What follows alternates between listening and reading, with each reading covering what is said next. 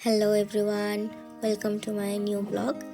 So দেখতে দেখতে শীতকাল তো প্রায় চলেই আসলো, আর শীত মানেই হচ্ছে পিঠে পুলি।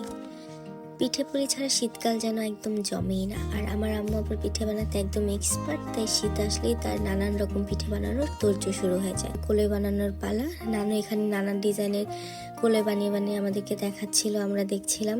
খুবই সুন্দরভাবে বানাচ্ছিল, দেখতেও খুব ভালো লাগছিল। তারপর শান্ত হয়ে গেছে, তাই আমি চলে যাই তাদের জন্য চা বানাতে।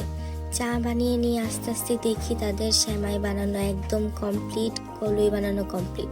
তো এবার আম্মু সেই গুড় গরম করা পানিতে কলইগুলো আস্তে আস্তে দিয়ে দিচ্ছে, অল্প অল্প করে দিয়ে দিচ্ছে যাতে ভেঙে না যায়।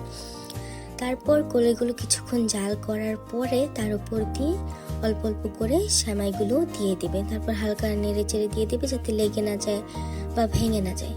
আমাদের পিঠা সিদ্ধ রেডি। এবার হচ্ছে দুধ মেশানোর পালা। তো এখানে একদম ঘন খাঁটি গরুর দুধ ব্যবহার করা হয়েছে যাতে পিঠার স্বাদ এবং কালার খুবই সুন্দর চলে আসছে।